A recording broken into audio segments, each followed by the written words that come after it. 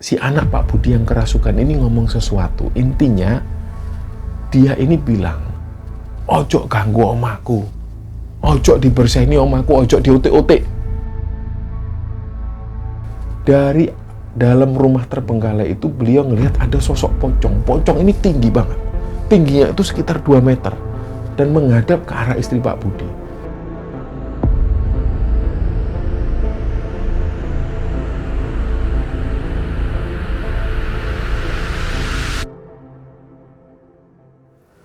Bismillahirrahmanirrahim. Assalamualaikum warahmatullahi wabarakatuh. Sobat Kembara Sunyi dimanapun teman-teman berada, pada kesempatan kali ini kami akan membagikan cerita yang dikirim oleh Sobat Kembara yang bernama Pak Benny yang asalnya dari Surabaya. Sebelum kita masuk ke ceritanya, untuk teman-teman yang nonton tayangan ini dan belum subscribe, jangan lupa untuk subscribe lebih dulu agar channel Kembara Sunyi ini lebih berkembang lagi dan kami lebih bersemangat lagi dalam membuat konten-konten terbaru di Kembara Sunyi. Dan untuk teman-teman yang telah mendukung kami sejauh ini, kami mengucapkan terima kasih banyak. Semoga amal kebaikan teman-teman dibalas kebaikan berlipat oleh Allah Subhanahu wa Ta'ala.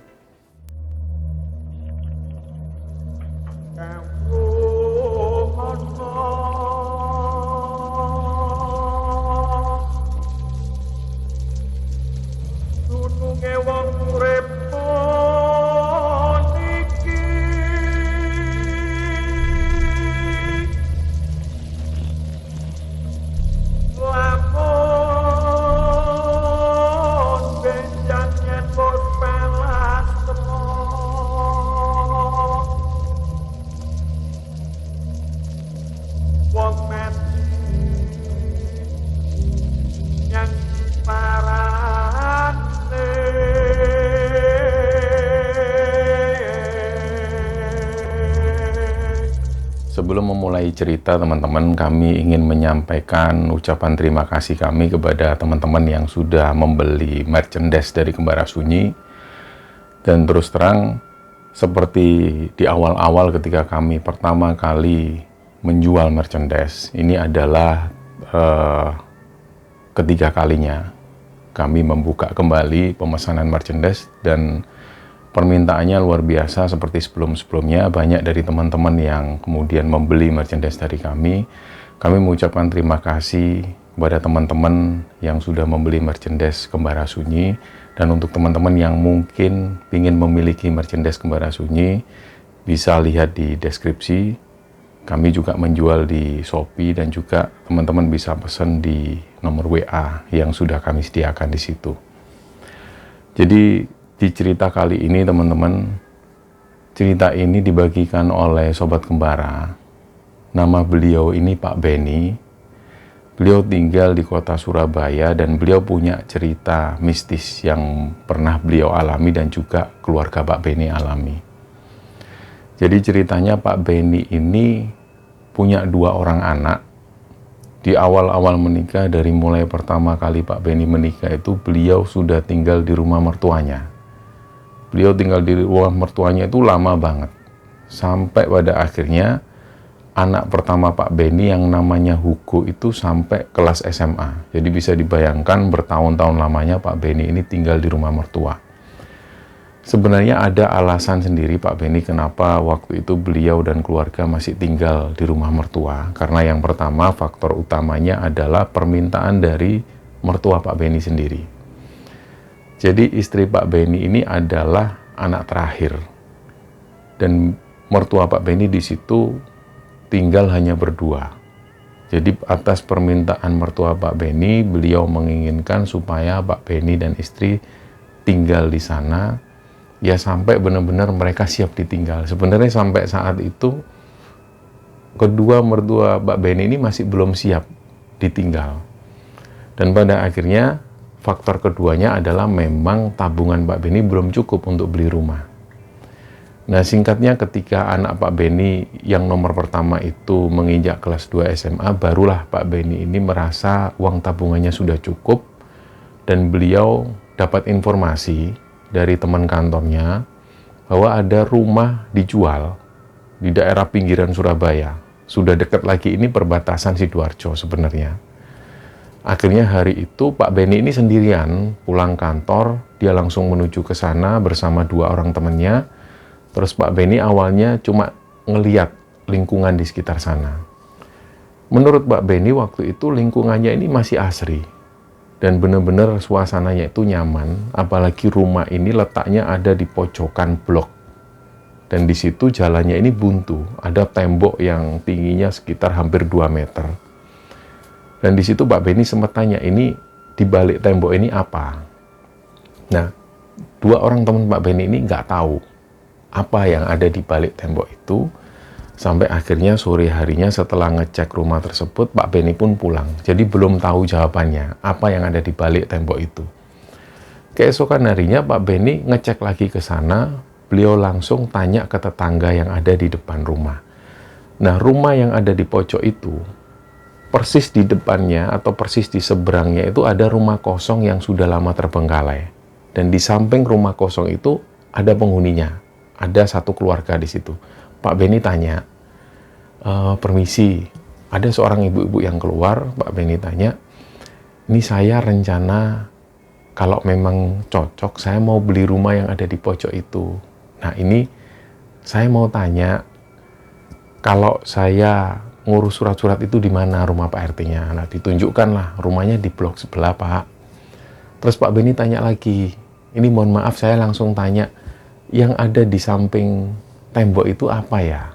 Oh, itu makam, Pak, makam kampung sebelah, bukan makam perumahan ini. Oh, begitu, ya sudah. Hari ketiga, Pak Beni pun mulai nembusi penjualnya. Penjualnya ini adalah pemilik rumah tersebut langsung. Jadi rumah ini dijual tanpa perantara. Ketika itu Pak Beni pun langsung ketemu dengan orang tersebut dan langsung melihat ke dalam rumah. Beliau lihat di situ ada 2 kamar tidur, ada ruang tamu dan ada 1 toilet. Dan di belakang lagi ada ruangan yang dulunya difungsikan oleh tuan rumah sebagai musola. Langsung begitu masuk rumah tersebut, Pak Beni ini langsung srek, langsung seneng. Jadi hari itu juga Pak Beni ngomong ke penjualnya, Pak, hari ini bisa nggak Pak saya kesini lagi bawa anak istri saya? Oh, bisa Pak Beni, silahkan. Akhirnya singkatnya Pak Beni pulang, boyong anak istrinya untuk melihat rumah tersebut. Nah, perlu diingat bahwa waktu itu Pak Beni ini belum menginformasikan hal ini kepada mertuanya. Jadi beliau hanya ngomong ke anak istrinya. Singkatnya anak istri Pak Beni ini ngelihat rumah tersebut dan mereka pun senang. Nah, ada cerita tersendiri yang baru diketahui Pak Beni belakangan hari. Jadi pas waktu Pak Beni dan keluarga ngajak anak dan istrinya ke sana, waktu itu waktunya ini sekitar jam 7 malam, hampir-hampir isya lah. Yang Pak Beni ingat, beliau itu masih mendengar suara sayup-sayup masjid menjelang isya. Ternyata belakangan Pak Beni dapat cerita dari anak pertamanya yang namanya Hugo, bahwa waktu itu Hugo ini dikasih tahu sama adiknya. Artinya dikasih tahu sama anak nomor 2-nya Pak Beni. Waktu itu adiknya Hugo ini bilang, Mas, itu loh Mas, ada anak kecil kasihan. Nah, adiknya ini sambil nunjuk rumah terbengkalai yang posisinya persis di seberang rumah yang mau dibeli Pak Beni ini. Nah, menurut adiknya Hugo, si anak kecil ini usianya sekitar 7 tahun, dia cuma pakai kaos kotang, dan dia itu megang teralis besi atau pagar besi yang di rumah terbengkalai itu. Nah, si Hugo, kakaknya ini cuma bilang, Dek, ngawur kamu itu rumah kosong yo. Itu rumah kosong terbengkalai, mana ada anak kecil. Itu loh Mas, kasihan Mas anaknya di situ. Nah, terus Hugo memastikan lagi, enggak Dek, udah yuk masuk yuk. Nah, itulah ceritanya yang akhirnya beberapa hari setelah itu, Hugo cerita ke Pak Beni. Terus Pak Beni tanya ke anak nomor 2-nya itu, Dek, kata Mas Hugo kamu ngelihat anak kecil ya di rumah kosong itu? Iya Pak, anaknya kasihan Pak. Nah, Pak Beni ini tahu bahwa rumah itu memang rumah terbengkalai. Jadi nggak mungkin ada anak kecil di situ. Akhirnya Pak Beni juga penasaran. Ini yang dilihat anakku ini apa benar manusia, apa benar anak kecil, atau memang bangsa lembut? Nah, beberapa hari setelah itu, singkatnya Pak Beni ini kemudian ngurusi semua surat penyurat dan lain sebagainya. Dan barulah kira-kira sebelum 2 minggu sebelum Pak Beni menempati rumah tersebut, baru Pak Beni ngomong ke mertuanya. ke mertua, ke bapak mertua dan juga ke ibu mertuanya bahwa beliau sudah mau menempati rumah barunya. Di situ bapak mertua Pak Benny ini sempat kaget, loh kamu kok nggak ngomong-ngomong sebelumnya Ben kalau mau nempatin rumah, terus bapak sama ibu sendirian. Ya Pak, kami ini sudah niat mau pindah, sudah lama banget kita pengen punya rumah sendiri, ya ini waktunya. Terus kok bapak nggak dikasih tahu rumahnya di mana? Memang Pak Benny dan istri ini sengaja mau ngasih surprise pada mertuanya. Jadi memang sengaja beliau menyimpan hal ini sampai benar-benar rumah ini fix, sudah diurusi semua pembayaran dan surat-suratnya, barulah Pak Benny ngasih tahu ke mertuanya. Jadi hari itu Pak Benny bilang, "Nggih Pak, ini kami sengaja mau ngasih surprise ke bapak sama ibu. Dan ini rumahnya sudah siap ditempati kira-kira 2 minggu lagi. Monggo kalau bapak mau lihat sekarang kita ke sana." Nah singkatnya bapak dan ibu mertua Pak Benny ini diajak menuju ke sana. Pertama kali sampai di blok itu, bapak mertua langsung tanya, "Loh Ben, itu rumahmu ini jalannya buntu ya?" "Oh iya Pak, buntu." "Enak Ben di pojok. Tapi bapak nggak srek sama rumah yang ada di depanmu," sambil nunjuk ke arah rumah terbengkalai itu. Nah, Pak Benny ini tahu betul bahwa bapak mertuanya ini punya kelebihan. Bisa dikatakan beliau itu bisa ngelihat makhluk-makhluk yang tak kasat mata. Tapi memang orangnya ini nggak lebay. Beliau ini, bapak mertua Pak Benny itu bukan seperti orang-orang yang dikit-dikit ngelihat sesuatu, dikit-dikit nunjuk-nunjuk sesuatu. Nggak seperti itu. Tapi memang beliau bisa ngelihat makhluk tak kasat mata. Dan jarang banget beliau ngomong seperti itu. Kalau beliau ini ngomong bahwa lokasi yang ditunjuk ini angker atau ada penghuninya, memang benar ada penghuninya. Dan mereka semua sudah memaklumi hal itu. Jadi ketika bapak mertua Pak Benny ngomong bahwa beliau nggak setuju atau nggak srek sama rumah yang ada di seberang rumah Pak Benny, rumah terbengkalai itu, Pak Benny langsung inget cerita dari anaknya yang nomor 2 bahwa dia pernah ngelihat sosok anak kecil di situ. Tapi waktu itu Pak Benny diam, beliau nyimpen.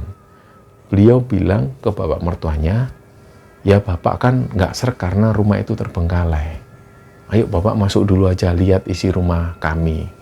Terus bapak mertua ini masuk, sambil sesekali beliau ngelihat ke arah rumah terbengkalai itu. Akhirnya ketika mereka semua duduk di dalam, mereka waktu itu masih lesehan, belum ada perabotan yang masuk. Bapak mertua Pak Benny ini bilang, Ben, ini rumah sudah kamu urusi semua, kamu sudah fix beli rumah ini." "Iya Pak, sudah fix Pak."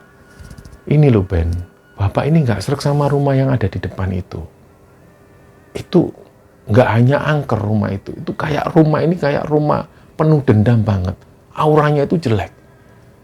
Coba kamu cari info, ini rumah bekas rumah apa? Karena nanti efeknya ke keluargamu, ke anak-anakmu sama istrimu. Mungkin kamu nggak takut, mungkin kamu bisa mempan, kamu berani, tapi anak istrimu gimana? Kamu nggak mikir." Nah, si bapak mertua Pak Benny waktu itu ngomongnya benar-benar serius. Jadi beliau nggak ngomong ke depan ini nanti anak-anak sekolahnya di mana, terus kerjamu itu jauh dari kantor seperti apa. Nggak ngomong secara teknis seperti itu, tapi beliau malah membahas rumah yang ada di depan rumah itu. Rumah terbengkalai ini yang dibahas oleh bapak mertua. Nah, singkatnya sekitar jam 9 malam, mereka pun meninggalkan rumah tersebut. Mereka pamitan kepada pemilik rumah, akhirnya balik pulang. Sesampainya di rumah, bapak mertua membahas hal ini lagi. "Ben, coba kamu pikirin betul-betul Ben. Itu rumah itu parah banget. Bapak ngelihat ada sosok-sosok yang gak asik pokoknya. Sosok ini nanti yang bakal ganggu keluargamu. Atau bisa jadi orang-orang di sekitar situ sudah sering diganggu." Nah, jarang-jarang banget bapak mertua ngomong seperti ini. Meskipun Pak Benny tahu beliau ini orangnya punya kemampuan yang seperti itu, tapi beliau jarang membahas hal-hal yang mistis semacam ini. Dari situ Pak Benny kemudian membicarakan hal ini ke istrinya. "Ini menurutmu gimana, Dek? Karena rumah ini kan sudah kita beli dan surat-suratnya sudah kita urus semua, kita tinggal nempatin. Kok Bapak ngomong kayak gini terus gimana? Kita kan nggak bisa membatalkan rumah ini." Nah, di situ istri Pak Benny bilang, "Ya sudahlah Pak, kita tempati aja. Kita hitung-hitung punya rumah baru, ya kita bersyukur. Nanti kita bikin acara doa bersama di situ supaya nggak ada gangguan apapun. Sudahlah, kamu nggak usah khawatir. Biarlah omongan bapak memang seperti itu. Biasanya kan bapak memang seperti itu. Nah, singkatnya setelah 2 minggu mereka pun mulai pindahan boyongan. Nah, pas proses pemindahan barang ini ada sekitar 3 kali mereka membawa barang-barang atau memindahkan barang itu. Dalam kesempatan ini Pak Beni sempat ngobrol ke beberapa tetangga, terutama tetangga yang posisi rumahnya persis di samping rumah terbengkalai ini. Di situ tinggal satu keluarga yang terdiri dari bapak, ibu, dan 1 orang anaknya, waktu itu masih SD anaknya ini. Terus Pak Beni sempat ngobrol, beliau tanya-tanya, ini rumah ini dulu yang punya siapa, sejarahnya seperti apa. Pak Beni juga belak-belakan, ini bapak mertua saya itu orangnya bisa ngelihat makhluk yang tak kasat mata, dan beliau itu nggak srek sama rumah tersebut. Ini rumah sejarahnya seperti apa. Nah, si keluarga ini kita sebut keluarga Pak Budi. Keluarga Pak Budi ini bilang, kalau sejarah rumah samping rumah kami itu kami nggak tahu, Pak. Tapi memang benar, kalau bapak mertua jenengan ngomong seperti itu benar. Nah, di sini Pak Budi cerita, ternyata anak Pak Budi dari kecil itu memang sering diganggu. Pak Budi pun cerita ketika beliau pertama kali menempati rumahnya, rumah yang ada di samping rumah Pak Budi yang terbengkalai itu memang sudah terbengkalai seperti itu. Katanya terakhir kalinya rumah itu dibiarkan terbengkalai dari tahun 2003. Tapi Pak Budi sendiri nggak tahu sejarah rumah ini seperti apa. Beliau hanya cerita ketika pertama kali menempati rumah itu, anaknya itu ini sudah sering diganggu. Padahal kejadiannya atau rumah ini terbengkalai sudah lama banget. Dan di situ Pak Budi juga cerita sampai anaknya ini SD masih sering diganggu dan masih sering kesurupan. Tapi akhirnya hal itu sudah jadi biasa. Bagi keluarga Pak Budi, ketika anaknya kerasukan itu sudah menjadi hal biasa. Mereka sudah nggak punya pilihan selain tetap menempati rumahnya itu. Nah, setelah mendapat cerita dari tetangga barunya, yaitu Pak Budi ini, Pak Beni akhirnya agak berani. Dia pun ngomong ke istrinya bahwa Pak Budi ini loh, anaknya juga sering kesurupan di situ. Dan beliau masih bertahan, buktinya beliau masih kerasan tinggal di sana. Sudahlah, kita nggak usah terlalu takut sama rumah yang ada di seberang rumah kita. Sambil kita jalan, yang penting kita tetap berpikir positif, dan yang penting kita punya rumah baru. Itu aja, tolong jelaskan ke bapak. Pesan Mbak Beni seperti itu ke istrinya. Singkatnya, ketika mereka pertama kali menempati rumah itu, mereka menggelar acara doa. Mereka gelar doa bersama, ngundang tetangga-tetangga termasuk Pak RT, dan satu pun dari tetangga ini nggak ada yang membahas rumah yang ada di seberang rumah Pak Beni. Jadi mereka ya biasa aja nanggepin itu biasa. Mereka menyambut tetangga baru, satu pun nggak ada yang membahas rumah ini. Setelah itu malamnya tetangga-tetangga pulang, kembali ke rumah masing-masing. Malam pertama Pak Beni dan keluarga menempati rumah tersebut. Nggak ada kejadian apapun. Pagi harinya, anak-anaknya berangkat ke sekolah, Pak Beni berangkat kerja, nggak ada kejadian apapun. Dan hal itu berlalu sampai sekitar beberapa hari kemudian. Jadi di situ Pak Beni sempat bahas sama istrinya. Ternyata beberapa hari kita tinggal di sini, nggak ada kejadian apapun. Ya sebenarnya kita nggak minta. Pak Beni ngomong ke istrinya, ya kita nggak minta ada hal yang terjadi pada kita, enggak. Cuman buktinya sampai beberapa hari kita tinggal di sini, gak ada kejadian apapun. Ya, mereka bersyukur soal itu. Sampai tiba-tiba ketika itu hampir 1 bulan, Pak Beni dan keluarga menempati rumah tersebut, ibu mertuanya ini pengen nginep di rumah Pak Beni. Kalau bapak mertua sama sekali nggak mau. Jadi hari itu, ibu mertua ini nginep di rumah Pak Beni. 2 hari pertama ketika ibu mertua ini nginep di situ, nggak ada kejadian apapun. Nah, di hari ketiga, waktu itu semua orang, Pak Beni, anak-anaknya ini nggak ada di rumah. Istri Pak Beni pagi itu berangkat ke pasar. Sepulangnya dari pasar, istri Pak Beni ini sempat ngelihat ibunya ini duduk-duduk di depan, duduk sendirian. Dan sempat ditanya oleh istri Pak Beni, "Ibu ngapain di depan? Ayo masuk Bu, masak yuk." Masuklah si ibunya ini. Setelah itu ada hal yang menurut istri Pak Beni ini, ibunya ini aneh gelagatnya. Jadi beliau ini biasanya itu sama sekali nggak mau masak, menurut keterangan dari istri Pak Beni. Tapi hari itu beliau tiba-tiba pengen masak dan gerakannya itu aneh. Jadi ibu mertua Pak Beni ini kondisinya sudah agak bungkuk sebenarnya. Tapi waktu itu dilihat oleh istri Pak Beni, beliau ini berdirinya tegak. Dan beliau ini masak seperti ini, tangannya yang gerak. Dan itu terjadi hampir sekitar setengah jam. Sampai kemudian istri Pak Beni ini menyadari, loh kok ibu ini kok aneh, masaknya kok berdirinya tegak.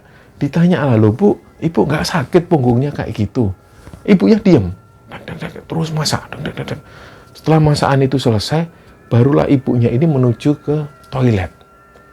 Nah, pas dalam perjalanan menuju ke toilet itu, diperhatikan terus sama istri Pak Beni. Ibu ini kok jalannya aneh, jalannya itu tegak. Biasanya, ibunya ini jalannya itu agak tertati-tati dan agak bungkuk. Tapi waktu itu jalannya ini tegak. Badannya pun juga tegak, masuk toilet. Setelah keluar dari toilet, barulah ibunya ini kembali seperti biasa. Jalannya agak bungkuk, terus mulai bicara. Beliau ini bilang, "Ayo kalau sudah masaknya, ayo lang makan yuk, ibu sudah lapar." Nah, pas mereka makan, istri Pak Beni tanya lagi, "Bu, ibu tadi loh masak kok tegak banget, kok nggak capek, badannya kok nggak sakit?" Terus ibunya bilang, "Ah masa aku kayak gitu Nduk, masa ibu berdiri tegak, masa bisa ibu berdiri tegak?" Loh iya, aku tadi ngeliat ibu masak kayak gitu tegak. Istri Pak Beni ini meyakinkan lagi ke ibunya itu bahwa beliau ini tadi dilihat masaknya itu tegak, badannya berdiri tegak. Tapi ibunya menyangkal, nggak mungkin Nduk ibu kayak gitu, kamu itu aneh-aneh, masa bisa ibu berdiri tegak? Nah, pembahasan ini pun selesai. Tapi malam harinya, istri Pak Beni sempat membahas hal ini dengan Pak Beni. Pak Beni pun juga agak nggak percaya, mungkin kamu salah lihat Bu. Akhirnya hal ini pun berlalu, dan ibu mertua Pak Beni masih ada di sana, masih nginep di rumah tersebut. Nah, ada kejadian lagi yang dialami oleh ibu mertua Pak Beni. Ceritanya sore itu, istri Pak Beni ini lagi ada di dalam. Nggak tahu mungkin nonton TV atau apa, beliau ini lupa ceritanya. Yang jelas istri Pak Beni ada di dalam, dan ibu mertua ini nyapu halaman. Dan sewaktu ibu mertua Pak Beni ini nyapu-nyapu halaman, beliau itu didatengin anak kecil, usianya sekitar 7 tahunan. Kondisinya itu, badannya ini kotor lah pokoknya. Kayak orang, anak yang nggak terawat lah. Dia ini pakai kaos kutang, dan kaos kutangnya itu juga kotor, celana pendeknya juga kotor, dia nggak pakai alas kaki. Tiba-tiba dia ada di sana, terus kayak narik baju dari ibu mertuanya Pak Beni. Dia bilang, Nek, sebenarnya waktu itu dia pakai bahasa Jawa. Tapi kita bahasa Indonesia kan dia narik-narik gini, Nek, ada makanan ndak Nek? Nah tentu waktu itu ibu mertua Pak Beni kasihan ngeliat anak ini, loh, saknoe anak sopo ini, kasihan anaknya siapa ini? Ya tak ambilkan ya, Mbah punya roti le, Mbah punya roti, tunggu. Nah ibunya Pak Beni ini, ibu mertuanya itu punya roti. Roti ini sempat dimakan pagi harinya, cuma dicuil, bukan digigit, cuma dicuil. Ada sisa sekitar separuh. Terus beliau masuk ke dalam, ambil roti ini. Pas beliau keluar lagi, si anak ini sudah nggak ada. Nah terus beliau ini cari loh, kemana si anak tadi ini? Kok larinya cepat banget? Sebelah kanan itu kan tembok. Terus ujung blok itu juga agak jauh. Kayaknya nggak mungkin lari secepat itu. Mungkin anak-anak orang sini. Tapi kok anak-anak orang sini ada yang tampilannya seperti ini?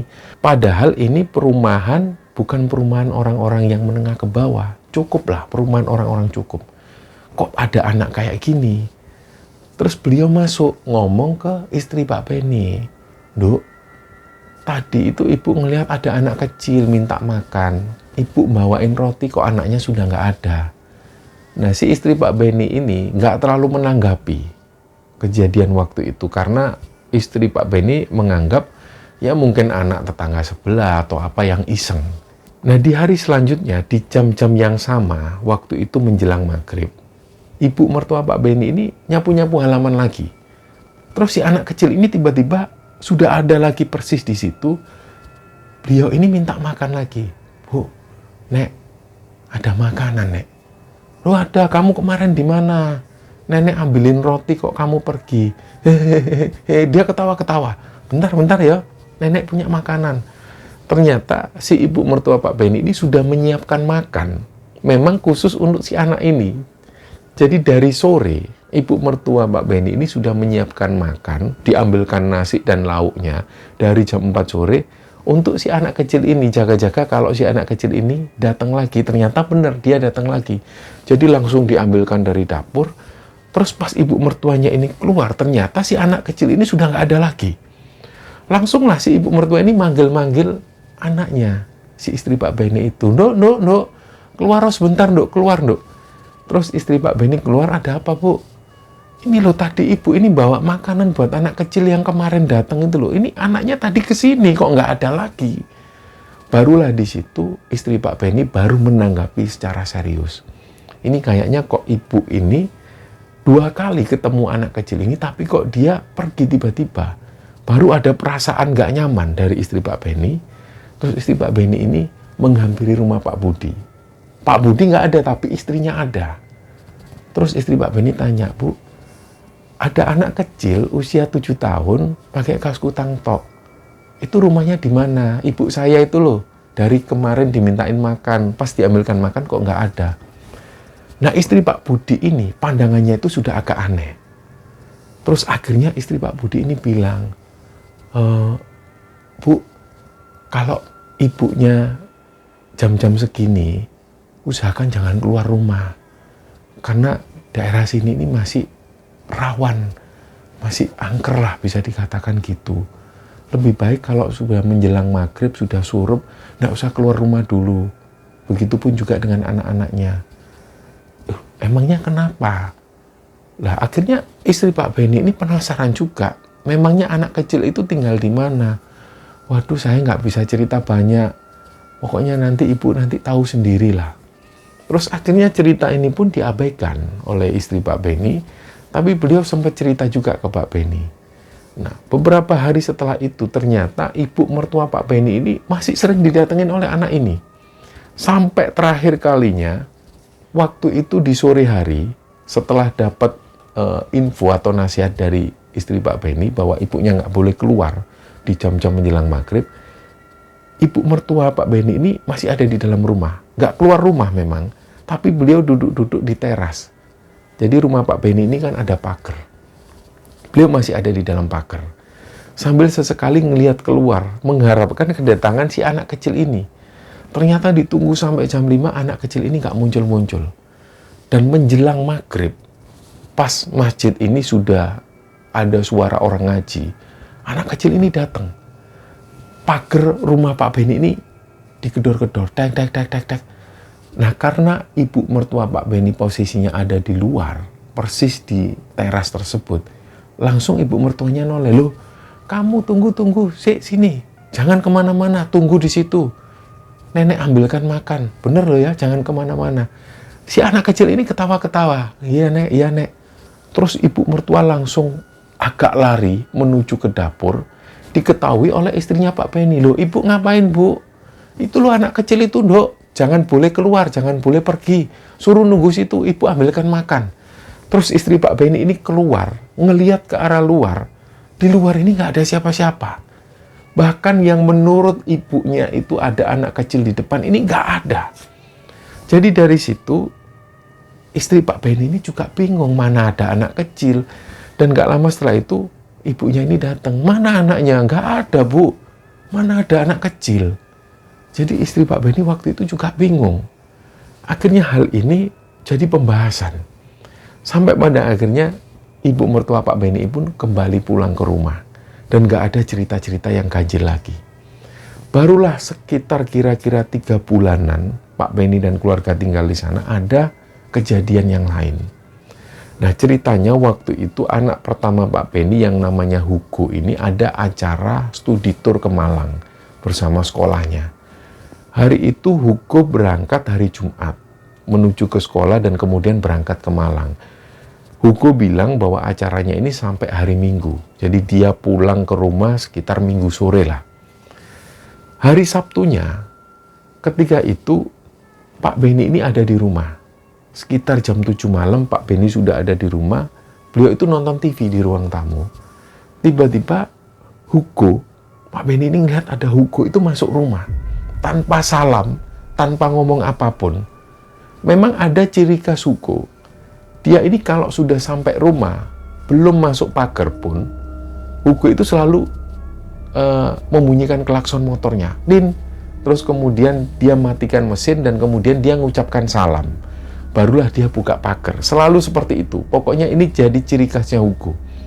Tapi tiba-tiba di hari itu, hari Sabtu, Pak Beni ini ngelihat sendiri Hugo itu tiba-tiba nyelonong masuk dan langsung menuju ke belakang. Nah, yang bikin Pak Beni merasa ganjil adalah yang pertama, suara motor Hugo ini nggak kedengeran. Dan di situ Pak Beni ini juga nggak mendengar suara motornya Hugo. Apalagi klakson motornya Pak Beni juga nggak dengar. Dan yang ketiga, Pak Beni juga nggak mendengar ucapan salam dari Hugo. Jadi tiba-tiba Pak Beni ngeliat Hugo ini jalan nyelonong masuk ke dalam. Langsung Pak Beni ini kaget, loh, Go, kamu kok sudah pulang? Pak Beni langsung menghampiri ke belakang. Di situ istri Pak Beni juga bingung. Apa, Pak? Hugo tadi masuk ke sini. Loh, masa iya, Pak? Wong Hugo di Malang kok. Terus Pak Beni ini bingung. Langsung beliau ini menuju ke belakang. Dia bukalah toilet. Toilet ini kosong, nggak ada siapapun di situ. Kamar Hugo juga kosong. Akhirnya Pak Beni ini cerita ke istrinya, loh, Bu, demi Allah, Bu, aku ini ngelihat Hugo ini masuk nyelonong. Terus istri Pak Beni ini jadi merinding. Tiba-tiba beliau itu ngerasa takut juga. Udah, Pak. Akhirnya beliau ini, si istri Pak Beni nggak jadi beraktivitas di dapur. Si istri Pak Beni langsung ngomong-ngomongan sama Pak Beni. Bapak itu lihat di mana tadi? Langsunglah Pak Beni cerita, ya tiba-tiba Hugo ini nyelonong masuk. Langsung menuju ke belakang. Jadi cerita ini benar-benar ditunggu sama Pak Beni. Keesokan harinya, Pak Beni langsung konfirmasi ke Hugo, kamu sempat pulang ke rumah hari Sabtu. Terus Hugo bilang, Bapak ini aneh-aneh, wong hari Sabtu aku masih ada di Malang kok. Kita masih ada di penginapan kok. Emangnya kenapa, Pak? Terus Pak Beni cerita bahwa waktu itu Pak Beni ngelihat Hugo ini tiba-tiba masuk rumah. Jadi cerita ini kemudian akhirnya jadi pembicaraan keluarga mereka. Bahwa memang ada yang aneh. Nah, hari-hari pun berlalu. Akhirnya mereka jadi tahu sendiri kejadian yang dialami oleh keluarga Pak Budi. Jadi malam itu sekitar jam 11 malam, mereka semua sudah tidur, kecuali Pak Beni. Beliau sendirian nonton TV di ruang tamu.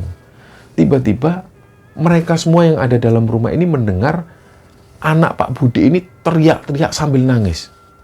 Akhirnya Hugo dan anak kedua Pak Beni dan juga istri Pak Beni ini bangun. Terus mereka kaget, Pak. Itu kok nangisnya kok kayak gitu anak Pak Budi ini. Nangisnya itu nggak wajar. Nangisnya teriak-teriak sambil ngelempar-ngelempar sesuatu.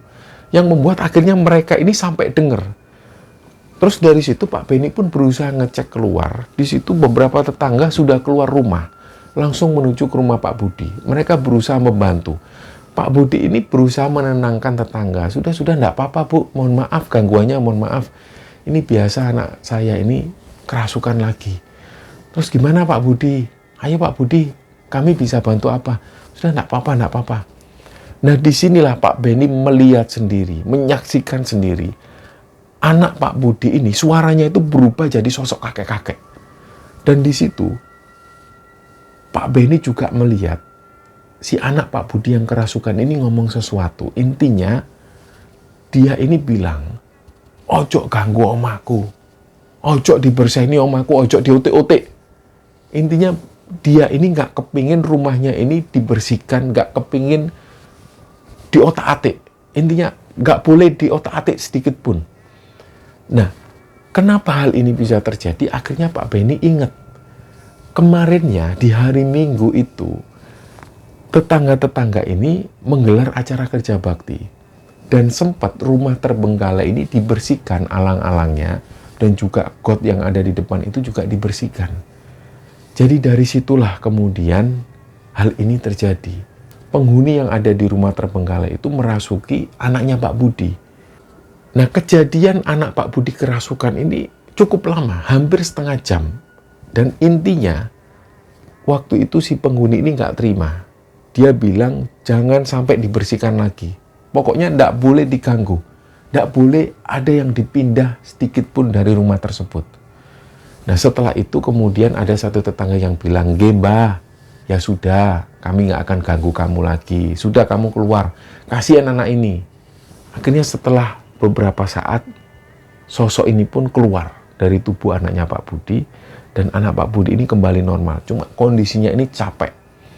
Akhirnya setelah itu tetangga-tetangga ini setiap kali membersihkan rumah atau membersihkan halaman mereka, dan ketika digelar kerja bakti, mereka sama sekali tidak menyentuh rumah terbengkalai tersebut. Dibiarkan seperti itu. Karena mereka takut kalau ada kejadian kesurupan seperti itu lagi. Nah, beberapa waktu kemudian, ada kejadian yang membuat Pak Budi mulai nggak kerasan tinggal di rumahnya. Jadi ini kesaksian dari istri Pak Budi sendiri. Hari itu ketika semua keluarga ini tidak ada di rumah, Pak Budi dan anak-anaknya Pak Budi ini lagi beraktivitas di luar. Istri Pak Budi ini sendirian di rumah. Sore itu menjelang maghrib, istri Pak Budi ini keluar. Beliau ini nggak sampai keluar rumah, jadi masih ada di dalam lingkup rumah, masih ada di dalam pagar. Beliau itu membersihkan teras. Dan tiba-tiba sekilas istri Pak Budi ngeliat dari dalam rumah terbengkalai itu, beliau ngelihat ada sosok pocong. Pocong ini tinggi banget. Tingginya itu sekitar 2 meter. Dan menghadap ke arah istri Pak Budi. Disitulah istri Pak Budi ini teriak-teriak. Dan langsung beliau masuk ke dalam rumah. Pintu ditutup. Setelahnya, istri Pak Budi ini mengalami sakit. Sakitnya itu demam tinggi dan gak ingat apapun. Jadi yang mengetahui pertama kali istri Pak Beni ini demam adalah Hugo, anak pertamanya. Hugo ini pulang dari sekolah, dia ngelihat ibunya itu sudah mengigau. Badannya panas tinggi. Akhirnya si Hugo ini panik, bingung. Dia keluar rumah cari tetangganya. Waktu itu rumah Pak Budi ini kosong. Dia akhirnya menuju ke ujung blok. Ada satu keluarga di sana, anak-anak muda semua isinya. Hugo minta tolong ke para pemuda ini, Mas, tolongin ibu saya sakit, Mas. Saya minta diantar, Mas, ke rumah sakit, Mas. Nah, akhirnya diangkatlah si ibunya ini, langsung dibawa ke rumah sakit. Dan sesampainya di rumah sakit, istri Pak Beni ini belum juga sadar. Beliau masih mengigau terus. Sampai malam hari, dan panasnya itu juga nggak kunjung turun. Dan sekitar jam 12 malam, barulah panasnya ini sudah mulai turun, dan beliau sudah mulai tidak mengigau lagi. Sampai pada akhirnya sekitar jam 4 subuh, waktu itu Hugo jaga di rumah sakit, Hugo ini dibangunkan sama ibunya. Go, bangun, Go. Nah, Hugo ini agak tenang. Nah, ibu sudah sadar. Ibu kenapa, Bu? Barulah di sini istri Pak Beni ini cerita. Jadi beliau itu cerita bahwa dia ini dilihatin sosok pocong tingginya 2 meter dan menghadap ke arah istri Pak Beni itu. Nah, Hugo pun bilang, Ibu, kalau jam-jam segitu menjelang maghrib kan sudah dikasih tahu sama istrinya Pak Budi, jangan keluar rumah dulu. Iya, Go, Ibu itu cuma membersihkan teras. Tapi kok ngelihat pocong ini, Ibu kapok, Go, keluar jam-jam segitu. Nah, singkatnya sekitar 2 hari berada di rumah sakit, ibunya Hugo ini pun pulang. Jadi istri Pak Beni pulang, sesampainya di rumah, beliau sudah nggak mau lagi keluar di jam-jam menjelang maghrib. Nah, tiba-tiba pada suatu ketika, mungkin istri Pak Beni ini nggak sadar kalau waktu itu sudah menjelang maghrib. Karena siang itu beliau ini tidur. Bangun-bangun, awalnya beliau mengira itu masih jam 3 sore. Beliau nggak lihat jam, langsung nyapu halaman. Ternyata waktu itu menjelang maghrib waktunya. Dan beliau sekali lagi ngelihat di situ ada sosok pocong tingginya 2 meter. Di samping pocong itu ada sosok laki-laki. Laki-laki ini usianya sekitar 50 tahun, rambutnya gondrong. Dan di samping laki-laki ini ada anak kecil usianya sekitar 7 tahun. Barulah di situ ketika istri Pak Beni ini dilihatin sosok ini, Sambil beliau ini sempat berpikir, loh, itu ada anak kecil yang usia 7 tahun, dia pakai kaos kotang, dan penampilannya itu lusuh banget. Ini kok kayak yang diceritakan sama ibu. Ibu sering ketemu anak ini. Nah, ketika ngelihat itu beberapa detik kemudian barulah istri Pak Beni ini sadar, beliau langsung masuk rumah. Nggak berani keluar lagi. Malam itu beliau cerita ke Pak Beni, "Pak, aku loh sering diliatin kayak gitu, aku nggak mau sakit lagi, Pak. Rasanya sakit banget aku kalau diliatin sosok ini. Aku nggak mau masuk rumah sakit lagi." Akhirnya istri Pak Beni ini bilang, dia pengen pagernya itu diganti pagar tembok, supaya beliau ini nggak bisa ngelihat ke arah depan, ke arah rumah terbengkalai ini. Nah, singkatnya akhirnya Pak Beni pun menyetujui keinginan dari istrinya itu, pagar dirobohkan, diganti pagar tembok, supaya keluarganya ini nggak bisa ngelihat ke arah rumah terbengkalai tersebut. Nah, ternyata hal ini cukup efektif. Beberapa waktu setelah pagar ini diganti pagar tembok, mereka nggak bisa ngelihat ke arah rumah terbengkalai itu, gangguan-gangguan ini agak mulai berkurang. Tapi tiba-tiba, nggak lama setelah itu, mereka diteror lagi. Dan yang terjadi, yang diteror ini adalah Pak Beni sendiri. Jadi Pak Beni ini memang sehari-hari atau setiap malam beliau lebih suka tidur persis di depan TV, di ruang tamu itu. Beliau lebih suka tidur di situ sambil nonton TV. Kadang-kadang beliau pun nggak mematikan TV sampai pagi. Tiba-tiba waktu itu, Pak Beni ini posisinya malam itu capek, tapi dia masih pengen nonton film favoritnya.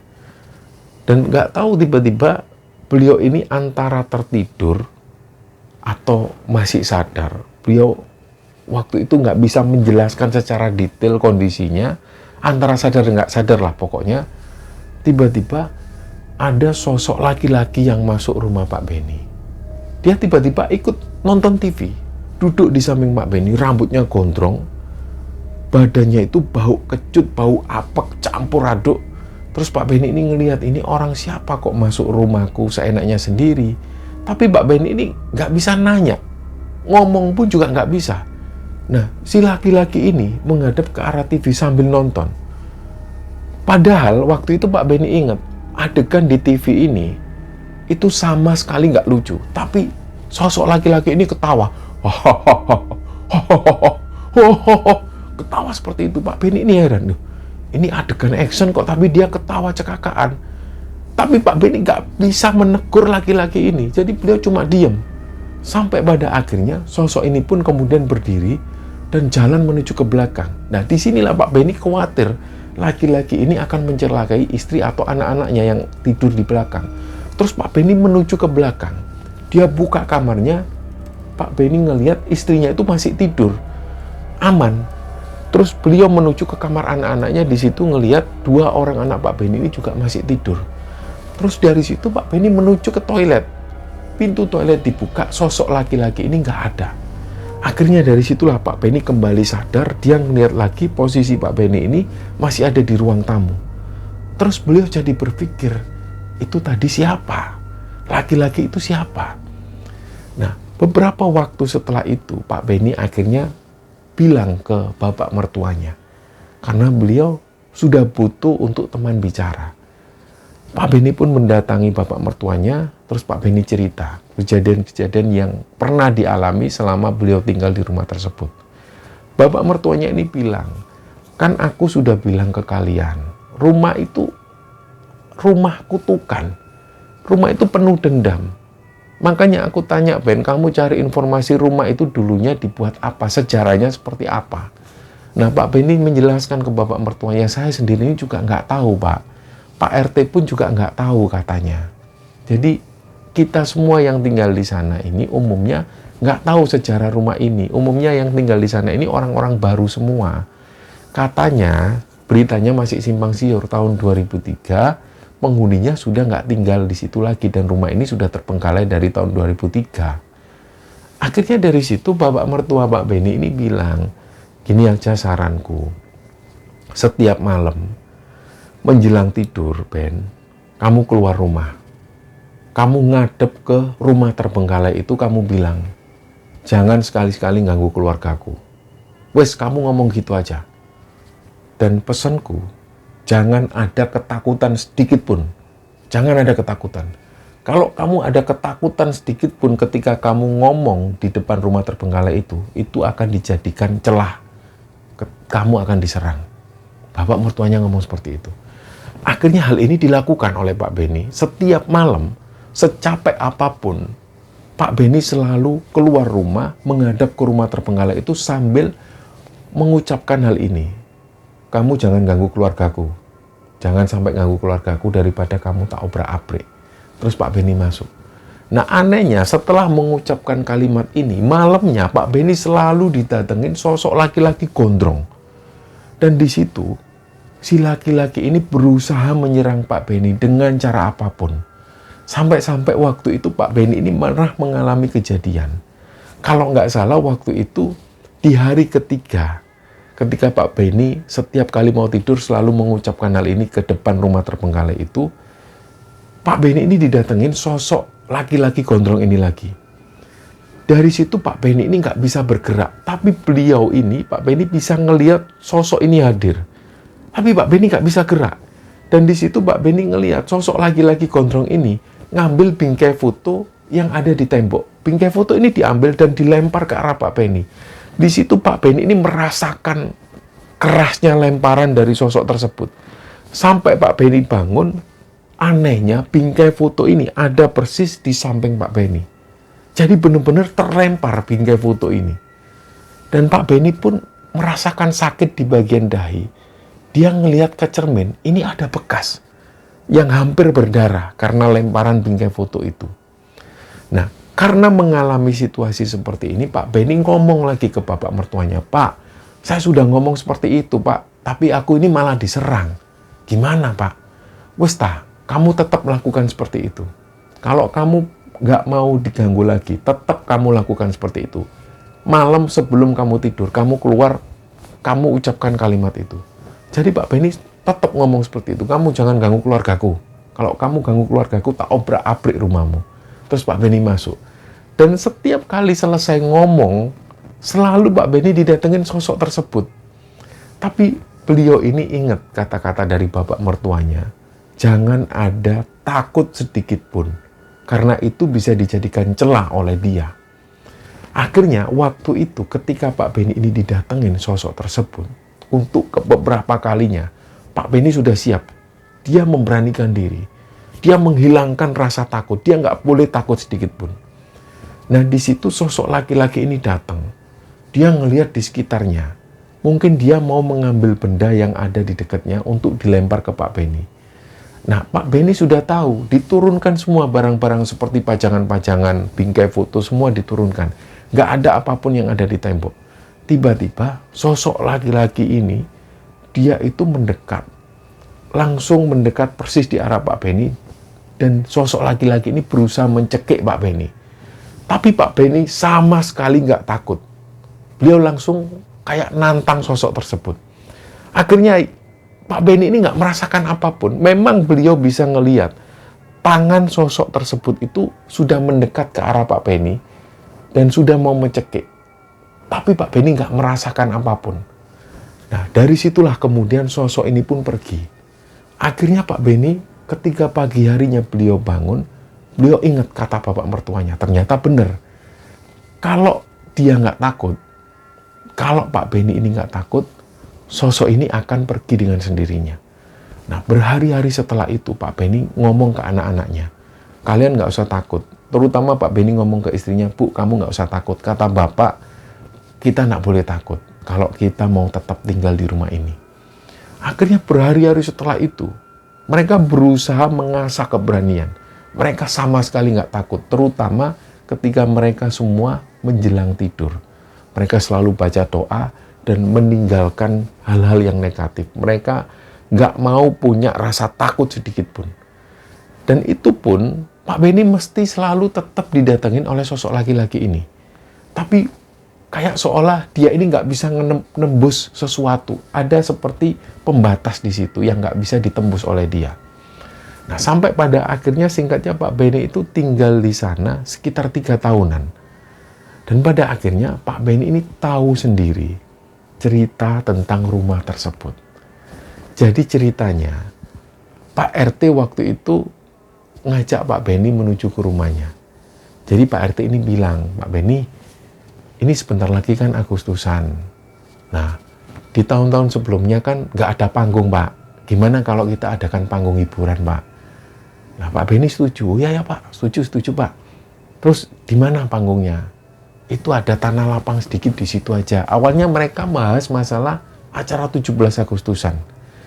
Nah, ada alasan tersendiri kenapa Pak RT ngajak Pak Beni. Karena Pak Beni ini paham soal kelistrikan, paham soal bikin lighting dan lain sebagainya. Jadi dari situlah Pak RT ini ngajak Pak Beni bahas masalah Agustusan. Setelah itu barulah Pak RT ini ngomong ke Pak Beni, Pak Ben, aku minta maaf ya Pak Ben.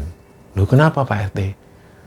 Sebenarnya aku itu tahu sejarah rumah terbengkalai yang ada di depan rumah sampean. Loh, kenapa Pak RT kok nggak bilang? Gini loh Pak Ben, saya itu sebenarnya suka dengan Pak Beni datang di perumahan ini. Pak Beni jadi tetangga saya itu saya senang. Nah, makanya saya nggak mau cerita tentang sejarah rumah itu. Takutnya nanti sampean takut, terus sampean pindah, nggak tinggal di sini lagi. Saya nggak mau itu. Nah, emangnya gimana Pak? Rumahnya itu gimana sejarahnya? Akhirnya Pak RT pun cerita. Jadi gini, sebenarnya Pak Budi itu juga sudah tahu Pak. Sejarah rumah itu Pak Budi tahu. Tapi Pak Budi juga nyimpen hal ini. Mungkin supaya Pak Beni ini nggak takut. Wes gini aja ya, langsung aja ke intinya. Jadi dari sinilah Pak RT itu cerita. Ternyata dulu ada satu keluarga tinggal di sana yang terdiri dari bapak, ibu, dan satu orang anak laki-lakinya. Anak laki-laki ini sebenarnya anak kandung dari si perempuan. Jadi si laki-laki ini adalah bapak tiri dari anak tersebut. Nah, Pak RT waktu itu sudah tahu gelagat dari sang laki-laki ini memang agak beda. Dia ini sama sekali nggak mau bergaul dengan tetangga. Ini menurut keterangan Pak RT. Karena Pak RT ini sudah lama sekali tinggal di sana. Dia tahu betul sejarah dari rumah itu. Terus Pak RT melanjutkan, si laki-laki ini sering ditegur oleh Pak RT. Terutama ketika kerja bakti. Karena beliau ini nggak pernah keluar. Ketika kerja bakti, beliau lebih memilih ada di dalam rumah. Pak RT pun menegur, Pak, kalau bisa kerja bakti keluar ya. Karena ditanyain sama keluarga yang lain, tetangga yang lain selalu nanyain. Nah dia ini sikapnya dingin. Terus pada akhirnya Pak RT itu dapat laporan dari istrinya. Istrinya ini datang sambil nangis-nangis, Pak, tolong bantu saya Pak. Waktu itu Pak RT ini belum jadi RT. Jadi yang jadi RT itu adalah bapaknya Pak RT ini. Dia bilang ke bapaknya Pak RT itu, Pak, tolong bantu saya Pak. Suami saya itu suka main tangan. Kalau saya enggak apa-apa dipukuli, tapi jangan anak saya ini. Nah, dari situ Pak RT ini bilang, loh, kalau memang gitu dilaporkan polisi aja. Ya bapak aja yang laporkan Pak, saya enggak berani Pak. Nanti saya malah diancam, saya mau dibunuh. Akhirnya karena orang ini atau perempuan ini nggak mau hal ini dibawa ke kantor polisi, Pak RT waktu itu langsung menyelesaikan hal tersebut. Dia samperilah si laki-laki tersebut. Pak, ini dapat laporan dari istri sampean. Kalau sampean ini suka mukul, suka gini, jangan Pak. Kasihan apalagi sampean katanya mukul anaknya. Janganlah, ini masih anak kecil usianya 7 tahun. Terus si laki-laki ini, udah kamu jangan ikut urusanku. Ini urusan rumah tanggaku. Ya sudah, pokoknya kalau sampean main tangan lagi, sampean kasar, tak laporkan polisi sampean. Ini saya tetangga loh ya, saya yang tanggung jawab di sini. Hal ini pun berlalu. Ternyata keluarga dari Pak RT ini kecolongan. Jadi bapaknya Pak RT waktu itu kecolongan. Tiba-tiba ada sebuah berita, ada sebuah peristiwa di situ di hari itu. Pak RT ingat betul kejadiannya. Semua orang ini keluar. Ternyata ada kejadian pembunuhan. Nah, menurut keterangan dari istrinya ini, dia cerita waktu itu ada cekcok. Dan ketika cekcok ini, si laki-laki tersebut ini marah. dan kemudian banting-banting barang yang ada di sana dan berusaha mukul si perempuan tersebut. Tapi nggak kena. Akhirnya yang dijadikan sasaran adalah anak tirinya ini yang usianya 7 tahun. Waktu itu anak tirinya ini lagi makan. Dia makan sendirian. Terus tiba-tiba dari arah belakang si laki-laki ini nendang arah punggung dari si anak kecil tersebut. Sampai kemudian nggak tahu dia tersedak entah apa, langsung pingsan di situ.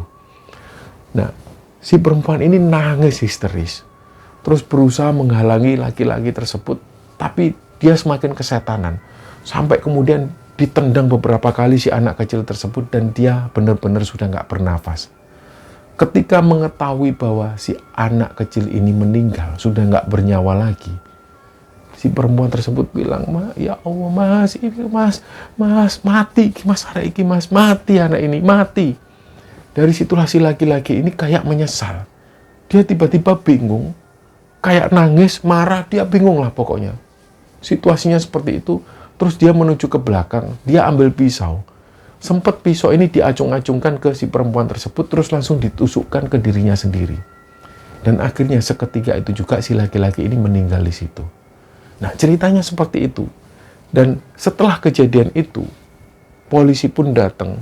Si perempuan ini diamankan dan katanya beberapa waktu setelah itu si perempuan ini mengalami depresi dan sampai mengalami gangguan kejiwaan. Dan nggak tahu lagi kabarnya seperti apa. Jadi semenjak kejadian itu, setelahnya rumah ini dibiarkan terbengkalai seperti itu. Dan itu kejadiannya di sekitar tahun 2003. Nah, setelah menceritakan hal ini, Pak RT ke Pak Beni itu, Pak Beni tanya lagi, loh Pak RT, terus berarti setelah kejadian itu, ini memang jadi angker. Ya, Pak RT menjelaskan, dulunya rumah tersebut ini memang sendirian di sana. Dia nggak ada tetangga. Tetangga-tetangga ini jauh. Bahkan rumah yang ditempati Pak Beni itu belum ada. Dan rumah Pak Budi itu pun belum ada waktu itu. Jadi rumah ini benar-benar sendirian di sana. Dan memang semenjak saat itu, banyak hal-hal ganjil yang terjadi di sana, terutama yang dialami oleh orang-orang yang sering lewat di situ. Contohnya, pedagang-pedagang yang lewat. Mereka ini sering diganggu sosok anak kecil, dan kadang-kadang mereka sering dilihatin sosok laki-laki gondrong. Sejak itulah pedagang-pedagang ini nggak berani lewat blok situ. Dan sampai pada akhirnya Pak Budi membangun rumahnya di sana. Ketika Pak Budi dan keluarga tinggal di situ, Pak Budi sering mengalami kejadian mistis, terutama yang dialami oleh anaknya yang kesurupan. Nah, mulai dari situlah tetangga-tetangga ini menjuluki rumah tersebut dengan julukan rumah berot. Atau ada juga yang menjuluki dengan julukan rumah koret. Nggak tahu kenapa tetangga-tetangga menjuluki rumah tersebut. Pak RT ini juga nggak tahu apa sebabnya. Tapi julukan ini sudah tersebar kemana-mana. Ada yang menjuluki rumah berot, ada yang menjuluki rumah koret. Nah, ternyata Pak RT ini menyimpulkan sendiri. Mungkin Pak Beni, waktu anaknya ini meninggal, dia itu lagi makan. Istilahnya dia lagi koret-koret makanan. Makanan sisa-sisa terakhir ini sudah mau dimakan, ternyata dia ditendang oleh sosok laki-laki tersebut dan sampai dia meninggal. Jadi makanan koret-koret inilah yang dijadikan julukan rumah koret. Ada juga yang menjuluki rumah berot. Nggak tahu apa artinya. Yang jelas Pak RT ini hanya mendengar hal ini dari orang-orang zaman dulu. Nah, setelah mendengar cerita dari Pak RT ini, Pak Beni itu kemudian menyimpulkan sendiri. Ternyata ibu mertuanya didatengin sosok laki-laki ini, barulah terjawab. Begitupun juga dengan istri Pak Beni. Dan begitu juga dengan Pak Beni sendiri yang sering didatengin oleh sosok laki-laki yang rambutnya gondrong. Jadi disinyalir oleh Pak RT bahwa yang sering mendatangi Pak Beni adalah orang yang pernah tinggal di rumah tersebut. Jadi pada akhirnya Pak Beni ini semakin berani.